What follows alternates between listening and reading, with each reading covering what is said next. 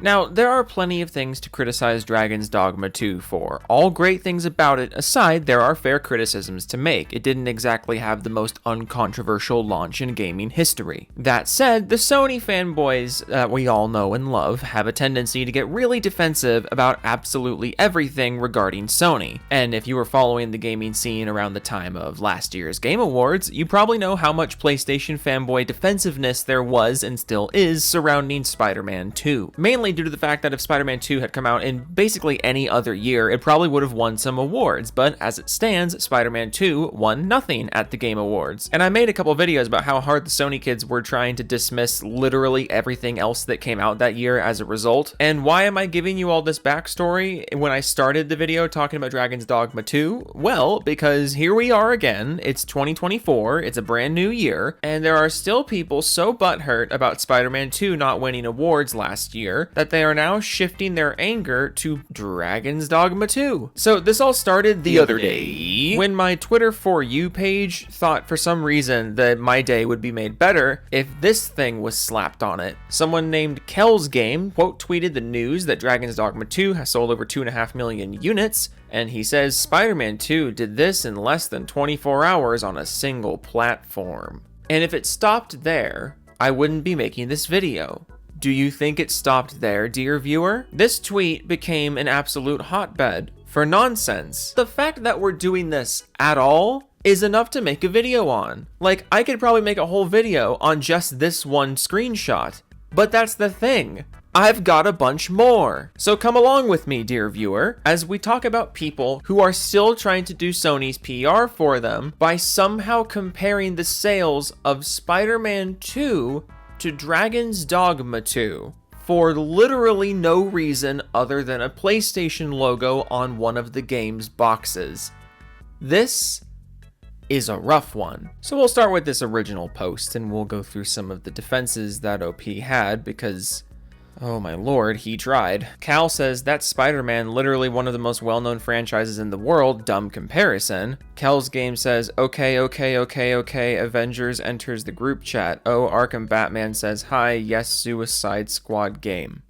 Phenomenal English. This is wonderful. This is going to be a fun thread to read with my mouth. But this is actually perhaps the most horrendous comparison you could have made. Let's go down the list here. We're talking about Spider-Man 2, which, as Cal points out, is literally the most popular superhero on the planet, but we're also talking about this game specifically, Spider-Man 2 by Insomniac Games, a direct sequel to 2018's Spider-Man, which was one of the best games of the year. Even to someone who likes peeing on Sony's face every chance he gets, hi, that's me, I do that. Even I fucking loved this game. I 100%ed this game when it came to PC. It's great. So you have a direct sequel to a great game based on the most popular superhero on the planet in a post-Spider-Man No Way Home world. So you have that, but then you bring up Avengers and Suicide Squad. The Avengers game, which was one of the most poorly marketed and most unwanted games on the planet when it was announced, because it was a live service grind-em-up game with a visual style and character designs that a lot of people had no interest in partaking in, and it got horrible reviews upon launch, again, compared to this game, which was going to have a bunch of guaranteed buys just by connecting to this game. And then we have Suicide Squad, again, a game that no one asked for, is also M-rated, by the way, so parents weren't buying this for their kids, and it's even more of a live service grind-em-up than the Avengers game was, and it came out years after live service games, especially full-priced ones, were out the door. You are comparing those two games. This is the comparison you make when someone is arguing why it's very obvious why Spider-Man 2 sold more than Dragon's Dogma 2. This is your answer to that. This is your argument. Hey, hello, cool announcement incoming. So earlier this year, I was given the opportunity to play test a new indie game called Quad Battle, and if you exist between April 3rd and April 7th, you'll be able to try it too for free. The free demo on Steam is available from April 3rd to April 7th, and I highly recommend checking it out. It's a really cool game. It's a 4v4v4v4 party game that's kind of like an auto battler mixed with Monopoly, but also the game board kind of looks like Trouble, if any of you guys ever used to play Trouble as a kid. The game is still in development, obviously. obviously, and it's been in development for about a year now, so there's going to be some rough patches. Gameplay and visuals are not final, but take this as a Joe from Seattle endorsement that the gameplay itself is very fun, and I recommend checking it out during the playtest. And give the developers a follow on social so you can keep up on development and see when things are going to be improved. Because if this is where we're starting and it's all uphill from here, the opposite of the Newfound Glory song, then this game's gonna be awesome when it's finished. And the devs are really cool people, so if you have some free time from April 3rd to April 7th, head over to Steam, try the free demo, and keep an eye on it, wishlist it. And thank you to Nyota for giving me the opportunity to playtest and to promote. I love being able to hype new indie games like this. So if you're watching this between the 3rd and 7th of April, go ahead and give the Quad Battle playtest a go. And now back to your regularly scheduled nonsense.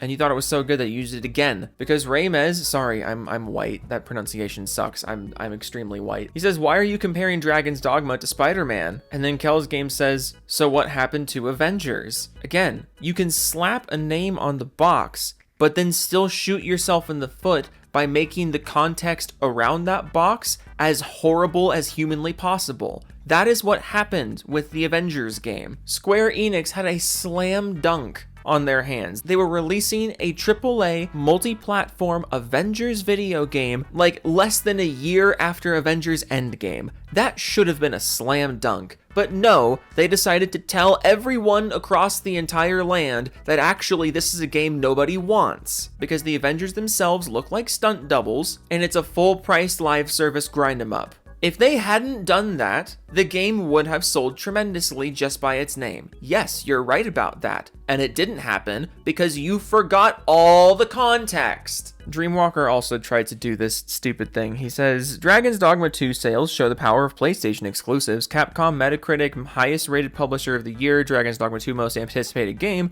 Full multi-plat, Steam, Xbox, PlayStation 5, 2.5 million in 11 days. Final Fantasy 16 PS5, 3 million in 7 days.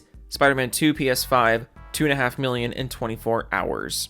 Look, Capcom games are not instant smash sales successes just because of the Capcom logo. And that's not meant to be a dig on Capcom, but I'm just saying, when people go and buy a Capcom game, they're not looking at the Capcom logo as a point of quality as much as they are the franchise name. And yes, a lot of Capcom franchises are extremely highly rated, but that doesn't mean Capcom doesn't release stinkers. And it also doesn't mean that everything Capcom releases is going to have broad mainstream appeal, hence Dragon's Dogma 2. It is an M-rated fantasy RPG that was selling itself on a very deep customization system that was not going to be for the casual gamer. Let's just put it that way. Someone who just plays FIFA and Call of Duty is not going to be wetting themselves for Dragon's Dogma 2. That's just the way it be. Meanwhile, you compare that to Final Fantasy and, you guessed it, Spider-Man 2. Final Fantasy 16 selling more than Dragon's Dogma 2 is not surprising, because it's Final Fantasy. Of course one of these is going to have more instant sales than the other.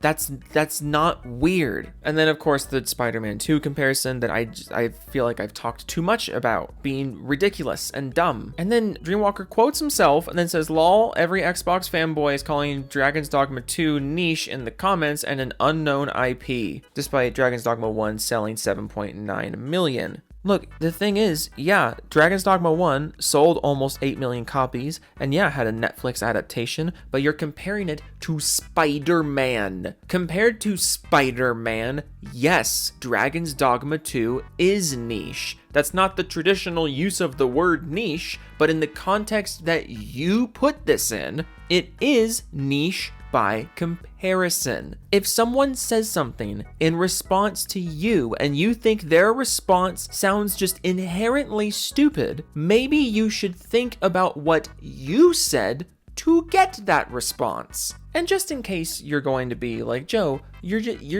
cherry picking, or like these guys are just, they're specially stupid. They're specially stupid and they don't represent very many people's actual opinions. Why are you giving them any attention? Well, dear viewer, this last post that we just looked at, though, like this initial one, has 190 likes and is not even close to getting ratioed. And that fills me with absolute dread and misery. And while Kel's game for this stupid post is on his way to a nice ratio, there's still 487 people who were like, yeah, man, you get it. I'm sorry, how are you people real? How are you this desperate for W's? Why are you so, like, willing to bend your brain into a pretzel and look at the dumbest comparison possible and be like, you know what?